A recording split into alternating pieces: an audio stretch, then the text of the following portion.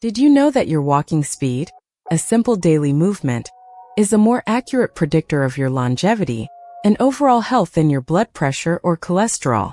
It's true. Research from institutions like the National Institutes of Health suggests that how quickly you walk can indicate everything from your cardiovascular fitness to your cognitive function, and even your risk of falls. A slower pace isn't just a sign of aging. It could be a crucial alarm bell your body is trying to ring, signaling a potential loss of 10 or more healthy, independent years from your life. Most people over 60 completely overlook this vital sign, dismissing it as just getting older. But ignoring it could be one of the costliest health mistakes you make. So, what exactly should your walking speed be, and how can you measure it to protect your future? Let's find out. For Americans over 60, the optimal walking speed for maintaining independence and reducing health risks is often cited around 1.0 to 1.2 meters per second, which translates to roughly 2.2 to 2.7 miles per hour. This isn't just about speed for speed's sake. It's about maintaining a robust physiological reserve. Think of it this way. If your car can only go 20 miles per hour, you're limited in where you can go and how safely you can navigate traffic. Similarly, a walking speed below this threshold, say under 0.6 meters per second, about 1.3 miles per hour, is strongly associated with an increased risk of falls, hospitalizations, and a decline in your ability to perform daily tasks like grocery shopping or house chores. But how do you even begin to measure your own speed accurately at home, without a fancy lab or medical equipment? Measuring your walking speed at home is surprisingly simple and requires only a few basic items. Here's a step-by-step method. First, find a clear, flat, obstacle-free path, ideally 10 meters, about 33 feet, long, either indoors or outdoors. Mark your starting and ending points. Second, use a stopwatch on your phone or a regular watch. Start walking at your usual, comfortable pace from a few feet before your starting line, so you hit your natural stride by the time you cross the mark. Third, as you cross the starting line, begin timing. Stop timing the moment you cross the finish line. Repeat this 2 to 3 times to get an average. Let's say it takes you an average of 10 seconds to cover 10 meters.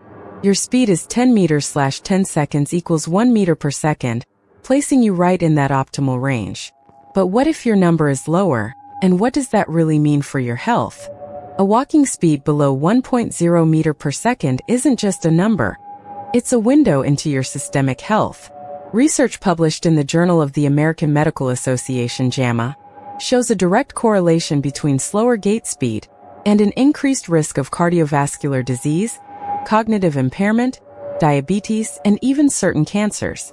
For example, a study involving over 34,000 individuals found that for every 0.1 meter per second decrease in walking speed, the risk of cardiovascular events increased by 10%. This isn't about blaming you. It's about empowering you with crucial information.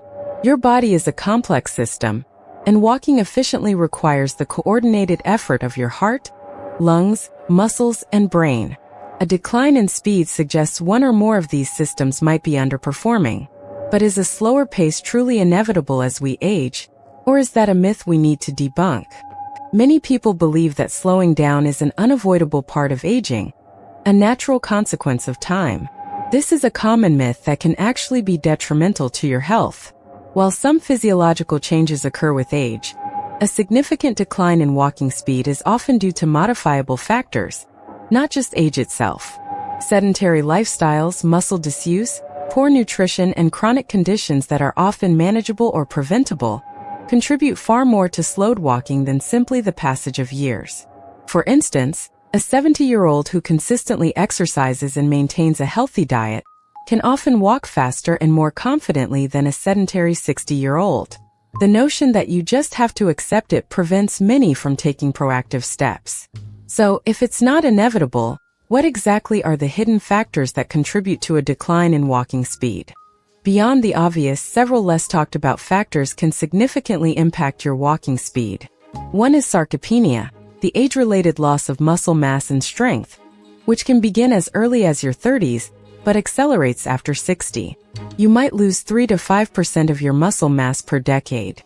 Another is neuropathy or nerve damage, which can affect sensation and coordination in your feet, making confident strides difficult.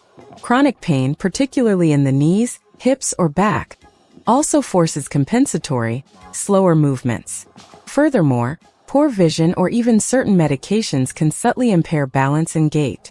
It's not just about leg strength, it's about your entire kinetic chain and sensory system working in harmony.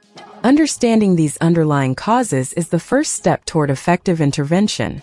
But what happens if you simply ignore these warning signs and allow your walking speed to continue to decline? Here's what happens if you ignore a declining walking speed. Let's consider a hypothetical scenario. A 65-year-old American named Susan. Her walking speed drops from 1.1 meters per second to 0.7 meters per second over 5 years. Initially, she dismisses it as just getting older. This slower pace directly increases her risk of falls by roughly threefold. One day she trips on a rug, breaking her hip. The average cost for a hip fracture surgery in the US can easily exceed $30,000, not including rehabilitation. More importantly, her independence is severely compromised. She might need long-term care, costing upwards of $5,000 per month for assisted living. Beyond the financial strain, the loss of mobility often leads to social isolation, depression, and a further decline in physical and cognitive health. It's a cascade effect, where one seemingly small issue snowballs into a much larger, life-altering challenge. So what simple practical steps can you take to reverse this trend? Improving your walking speed doesn't require extreme measures. Start with consistency and gradual progression. Many doctors recommend simply increasing your daily steps and incorporating short bursts of brisk walking. For example, if you currently walk for 20 minutes, try increasing it to 25 minutes, or aim for 10,000 steps a day, which can be tracked with a basic pedometer or smartphone app.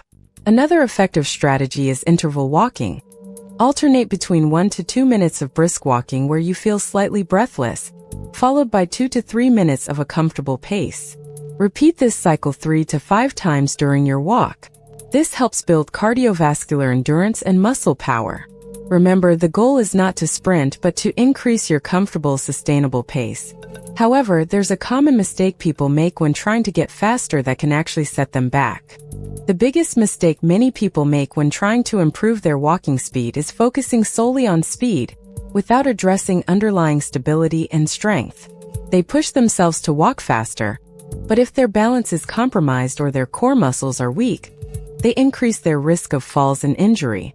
For instance, if you have weak hip abductors, your gait might become wobbly, making a faster pace unsafe. Trying to walk faster without a stable foundation is like trying to drive a car with wobbly tires at high speed. Before increasing pace, many experts recommend incorporating balance and strengthening exercises. Simple activities like standing on one leg for 30 seconds or doing wall push-ups can significantly improve stability. The key is to build a solid base. But what are some specific exercises that target the muscles crucial for a strong, fast gait? To truly improve your walking speed, you need to strengthen the muscles directly involved in propulsion and stability. Here are 3 simple, effective exercises. First, chair stands. Sit in a sturdy chair, feet flat, then stand up using only your legs, without pushing off with your hands, and slowly sit back down. Aim for 10 to 15 repetitions. This builds crucial leg and glute strength. Second, heel raises. Hold onto a counter for balance, then slowly raise yourself onto the balls of your feet, holding for a second, then lower. Do 10 to 15 reps. This strengthens your calf muscles, vital for pushing off. Third, leg lifts, side lying or standing. Lying on your side, lift your top leg straight up, hold and lower. If standing, hold on to support and lift your leg to the side. These strengthen hip abductors for stability. Consistency is key, but how can you make these a sustainable part of your routine? Making these improvements a sustainable part of your life means integrating them into your daily routine, not just treating them as isolated exercises. Many doctors recommend setting small, achievable goals. Instead of aiming for an hour-long gym session, try doing 5 to 10 minutes of targeted exercises while watching TV or during breaks in your day. Park a little further from the store entrance. Take the stairs instead of the elevator when safe, or simply stand up and walk around for a few minutes every hour. Consider joining a walking group. Social support can be a huge motivator. Track your progress using a journal or an app to see how your speed and endurance improve over time. Remember, even small, consistent efforts compound into significant gains. But what about the role of your diet in supporting your walking speed and overall mobility? Nutrition plays a surprisingly significant role in your walking speed and overall mobility. Adequate protein intake is critical for combating sarcopenia, the age-related muscle loss. Many experts suggest older adults aim for 25 to 30 grams of protein per meal, from sources like lean meats, fish, eggs, dairy, and legumes. Calcium and vitamin D are also essential for bone health, preventing fractures that can severely impact mobility. Good sources include fortified milk, yogurt, leafy greens, and fatty fish. Hydration is another often overlooked factor. Dehydration can lead to fatigue, dizziness, and impaired coordination. Aim for at least 8 glasses of water daily. A diet rich in fruits, vegetables, and whole grains provides the energy and micronutrients your muscles and nerves need to function optimally. It's not just about what you do, but what you fuel your body with. And speaking of fuel, what's the ultimate takeaway for your long-term health? Your walking speed is a powerful, easily measurable indicator of your health and longevity. Don't dismiss a slower pace as inevitable. It's a call to action. By understanding your current speed, addressing underlying issues, and consistently integrating targeted exercises and smart nutritional choices, you can add years of independent, vibrant living to your life. Take control of your mobility today and invest in your future. If you're wondering about other overlooked aspects of maintaining strength and vitality as you age, like the surprising impact of sleep on muscle recovery, watch our video on the 7-hour sleep secret for seniors next. And for more strategies to live a longer, healthier life, make sure you're subscribed.